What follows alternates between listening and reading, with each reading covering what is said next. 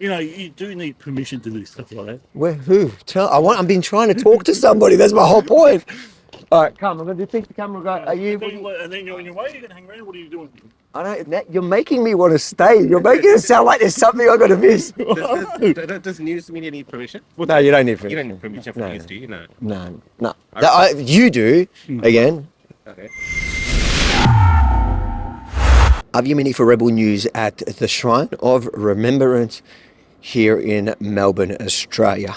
Well, today it's peaceful here because protests have been called off after the CEO of this war memorial backtracked in his plans to light this sacred site up in pride colours.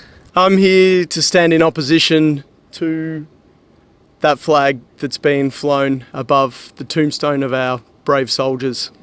But people will argue that, you know, you won, the protesters won, they're not lighting up the shrine tonight. That's the reason. But I'm here today to find out what's really behind the story. The CEO, Dean Lee, telling ABC yesterday that he decided to backtrack on his plans because his staff here at the shrine were receiving threats. Problem is, he provided no evidence. But that didn't stop the entire media class from running with that story. Just as they did when lockdown protesters gathered here last year to protest the restrictions. And he, once again, making an outrageous claim without any evidence that protesters urinated on the sacred site. I'm here to say that the Australian flag stands for what the best proponents of that flag say. You or anyone you know threaten staff? No, and I'm yet to see any evidence of it presented. I think it's just a way for him to relent, but also cast shade on us and make us out to be something, you know, the boogeyman that we're not. Do you know of anyone that urinated on the shrine or had seen anyone that urinated on the shrine that day? None whatsoever. None whatsoever. The only evidence I've seen is that the police have desecrated these grounds. All I can say is that flag's flying because the shrine wanted it put up. Okay. If you have any issue with that, you got to talk with the shrine. I want to make sure you touch base with the shrine. That's all. Like, as your media, I see you. Yeah. Yeah, just generally you got to touch base with the shrine. Where are they? Just if you go in reception there, yep. They'll just be in there immediately. So there's somebody in there. Just let them know where you are and what you're doing. Obviously, it's okay. Public place. No dramas. I'll go there now. Yeah, all good. Oh, thank you. Yeah, so they've got a media team and that. Okay, perfect. Thank you. Right. Our media marketing person will be in at 1 o'clock. Oh, 1 o'clock. Oh, that's good. So what's a media marketing person? Our media manager. Like PR. PR. Is he from the shrine or from a PR? He's from the shrine. Okay. Because there's a PR company that manage it, no? No, we don't have a PR. Oh, okay. Was that the threats to staff? Was it threats to people? I don't want to make. Okay, so at 1 o'clock I can ask her? Yeah. Okay, amazing. All right. What was your name? Avi. Kristen. Okay, Nice to meet you. So here at 1 o'clock? Yes. She'll be in. Okay, no problems. Thank you. Thank you. Hey, my understanding is you haven't got an appointment. No, they said that the media person, whoever it is, the liaison or whatever, is going to be here at 1. That's what she told me when I went in there. And we can have a chat to her. No appointment. But she may not even come out. Oh, she said she's there. Sorry? That's so bizarre. Okay, that woman there just told us that she'll be here at about 1. And I can ask She'll be at work at 1. It doesn't matter. Oh, well, I guess I'll try. I don't know. Do you know about the threats that they say that they got? No threats to staff? Oh, just emails and what have you. Oh. Yeah, there's no they're actually not threats. They're just hate mail. Ah, okay. Yeah, so there's no. Because it seems like, were you here at the shrine when there was the big protest and they say people urinated?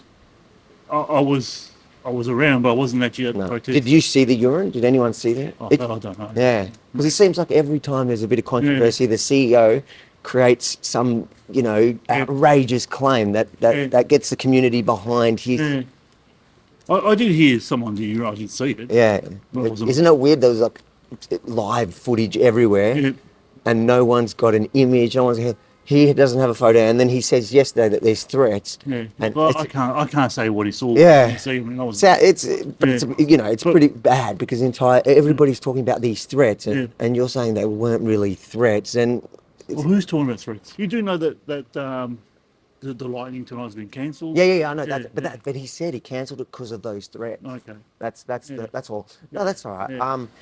So you're the commander here of PSO. I'm in charge of These my, three? yeah, and my shrine guards Ah. and the shrine guards. This one's been causing trouble. No, he I'm hasn't. joking. He is not.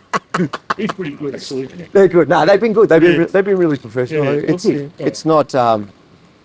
Why are you guys not? Oh no, they are wearing pride things. Why are you not wearing a pride thing? Is it each to their own? Basically, yeah. Do you think it was politicizing it by having that?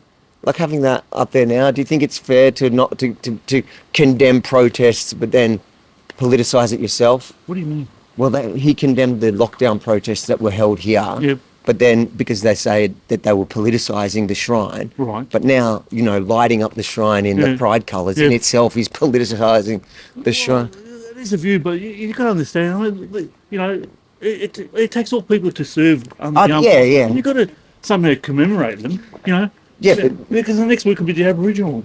but that symbol itself is a political symbol. We can it is going, as you can see in the last week. Okay. Yeah.